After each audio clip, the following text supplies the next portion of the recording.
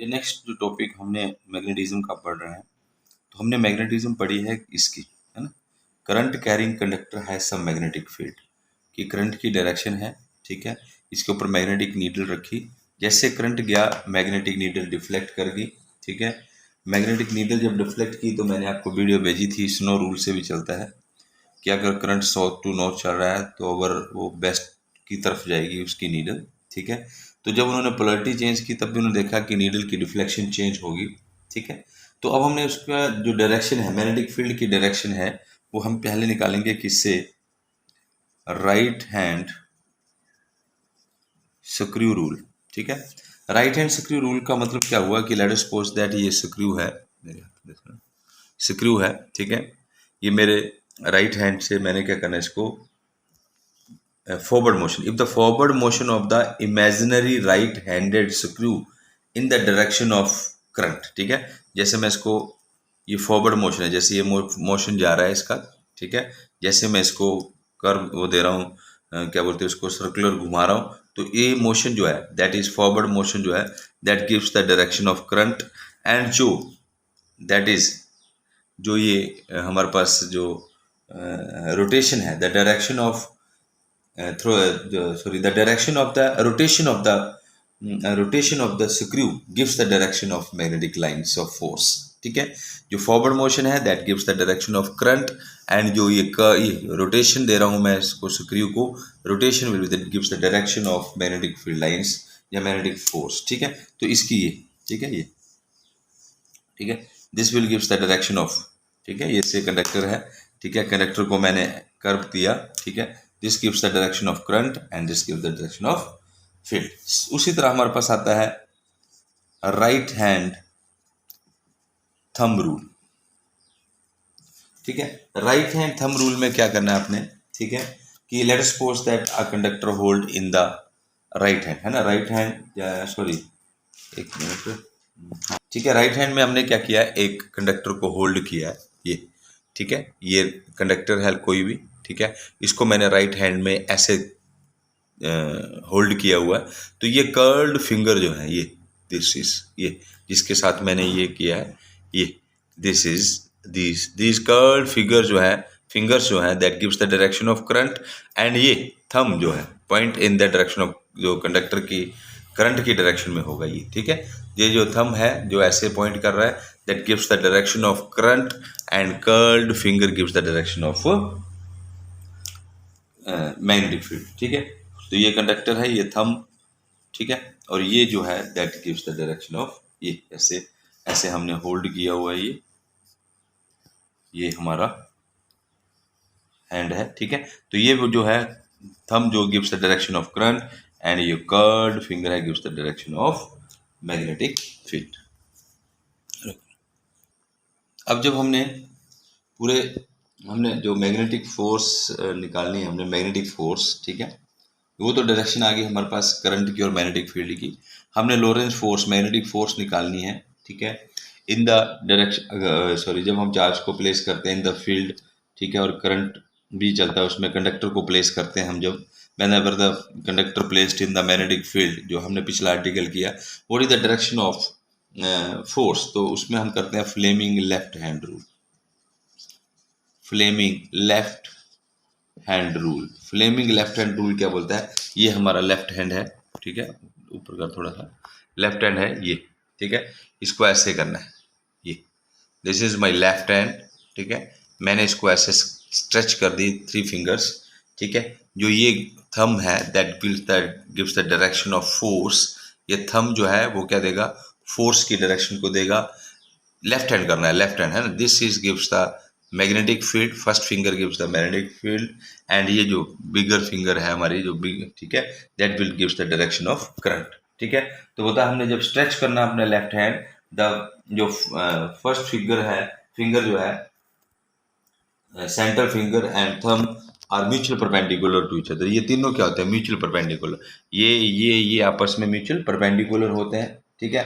बोलता कि जो फर्स्ट फिंगर है that gives the direction of magnetic field, central finger gives the direction of current, and thumb will gives the direction of force, ठीक है। तो जब हम कंडक्टर को प्लेस करते हैं तो उसमें मैग्नेटिक फोर्स जो लगती है, कल हमने पढ़ी I L cross B, F is equal to I L cross B, तो उसमें क्या है, दिस इज द फोर्स, इसकी डायरेक्शन ये होगी, ठीक है। और जो कंडक्टर हमने प्लेस किया था उसकी डायरेक्शन ये होगी, क्योंकि इसको करना है अपने, क्योंकि जब हम करंट इन सेम डायरेक्शन और डिफरेंट डायरेक्शन में करेंगे तो फ्लेमिंग लेफ्ट हैंड रूल ही हमारा काम करता है। और ये हमारे पास क्या देगा, sorry, magnetic field, current and force, ठीक है। तो ये था हमारे पास तीनों रूल थे कि अगर करंट कैरिंग कंडक्टर में मैग्नेटिक फील्ड है तो कैसी है, वो हमने बता दिया उसको right hand thumb rule and right hand screw rule से। और हम पूरे कंडक्टर को जब मैग्नेटिक फील्ड में प्लेस करते हैं तो उसका जो डायरेक्शन है that is find with by the help of Fleming left hand rule. Place करते हैं तो उसकी जो डायरेक्शन निकालते हैं हम Fleming left hand rule. Now next जो आर्टिकल है हमारा बच्चों, that is the charge particle moving in uniform electric field. बोलते जब चार्ज पार्टिकल इलेक्ट्रिक फील्ड में मूव करेगा तो उसका पाथ कैसा होगा, पैराबोलिक। कैसा पाथ होगा, पैराबोलिक पाथ होगा। तो charge particle moving in uniform electric field then its path is parabolic. हमने ये शो करना है, तो इसकी डायग्राम देख लो कैसे बनती है। ये ओ पॉइंट है, इस ओ पॉइंट में मैंने प्लस क्यू चार्ज रखा है। प्लस क्यू चार्ज को हमने कहाँ मूव कराना है, इन द इलेक्ट्रिक फील्ड कराना है। कहाँ मूव कराना है, इलेक्ट्रिक फील्ड। इलेक्ट्रिक फील्ड है तो ये पॉजिटिव है, ये नेगेटिव है। पॉजिटिव से नेगेटिव जो है इलेक्ट्रिक फील्ड का फ्लो होता है, इलेक्ट्रिक फील्ड की डायरेक्शन होती है। तो जब हमने यहाँ ओ पॉइंट पे प्लस क्यू चार्ज दिया, as the plus Q charge, ये इसका वाई एक्सिस है, ये उसका एक्स एक्सिस है। जैसे plus Q charge enter in the region of, ठीक है, जैसे यहाँ से चलेगा ये enter in the region of electric field, it moves toward the negative charge. वो किसकी तरफ गया, नेगेटिव, क्योंकि पॉजिटिव है, नेगेटिव की तरफ गया, ठीक है, नेगेटिव की तरफ गया, ठीक है। जैसे जैसे ही कोई भी चार्ज पार्टिकल, देखो मैंने पहले बताया है, when the charge particle move in the electric field then it will experience a force. Force कितनी एक्सपीरियंस करेगा वो, F is equal to Q E, ये फोर्स एक्सपीरियंस करेगा। This is equation number first. Now जैसे ही वो इसमें आया, ठीक है, ये फोर्स एक्सपीरियंस की इसने, जब इसके ऊपर फोर्स लगेगी तो नेचुरली ये एक्सेलरेट करेगा, एक्सेलरेट करेगा। इसमें जब भी हम फोर्स लगाते हैं तो उसमें एक्सेलरेशन आ जाती है ना। तो जब वो एक्सेलरेशन करेगा तो एक्सेलरेशन कितनी होगी, acceleration F is equal to, that means M A, and A is equal to F upon M, ठीक है। ये एक्सेलरेशन आया और ए फोर्स की वैल्यू मैंने भर दी, that is Q E upon M. ये एक्सेलरेशन हमारे पास बन गया। स्टेप 2 में क्या हुआ, एज सून एज, जैसे ये चार्ज पार्टिकल इलेक्ट्रिक फील्ड के रीजन को छोड़ेगा, ठीक है, तो ड्यू टू इनर्शिया, इनर्शिया क्या होता है कि inability of body that it doesn't change of position of rest और motion by itself whenever any external force act on it. तो ये जिस अवस्था में जा रहा है उसी अवस्था में आगे जाएगा and hit the screen eight point P, ठीक है, ड्यू टू इनर्शिया। क्योंकि इनर्शिया का मतलब कि इसको रोका किसी ने नहीं, जैसे इस फील्ड में जा रहा था उसी ड्यू टू इनर्शिया वो पी पॉइंट पे मिला। तो स्टेप 2 में क्या हुआ कि एज सून इट पार्टिकल जो है that leave the region of electric field, ठीक है, which travel to the straight line, वैसे स्ट्रेट लाइन जाएगा due to inertia of motion and hit that point P. तो हमने उसका मोशन कैसे निकालना है, S is equal to U T plus half A T square. उसमें दो पाथ होंगे, एक वो एक्स एक्सिस में गया और एक वो वाई एक्सिस में। तो half S is equal to 1 U T plus half A T square.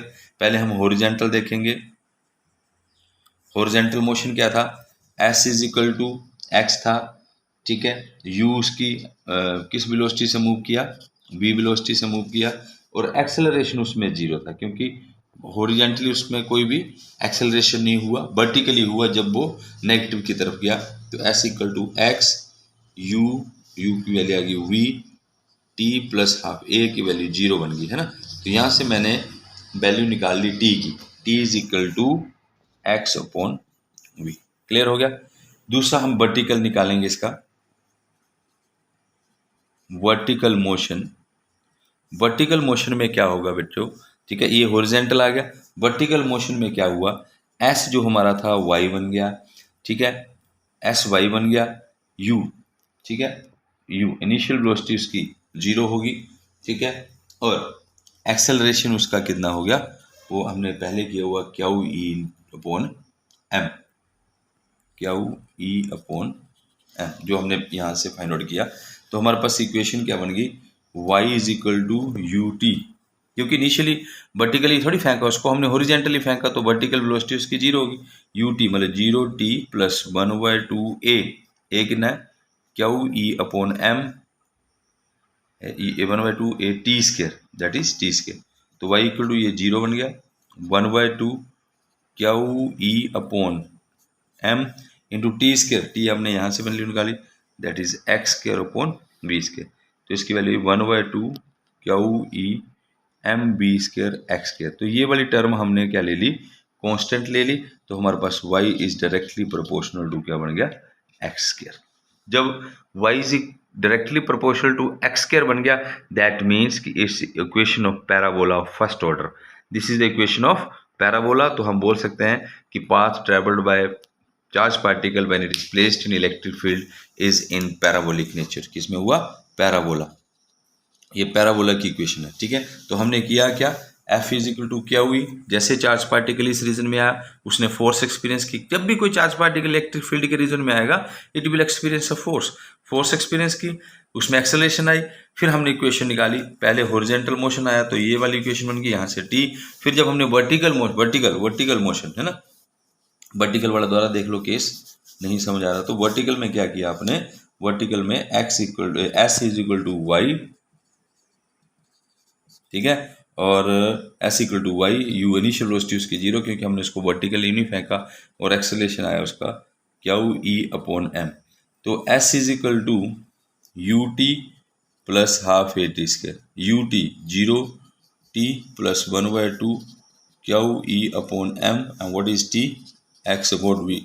s is equal to 1/2 Q E upon M B X, ये स्केयर होगा, v स्केयर x। तो s is directly s equal to y है, तो y is directly proportional to x। This is the equation of parabola of second order, first order, ठीक है। तो this is the article when the like charge particle placed in electric field, it's path is parabolic. Thank you.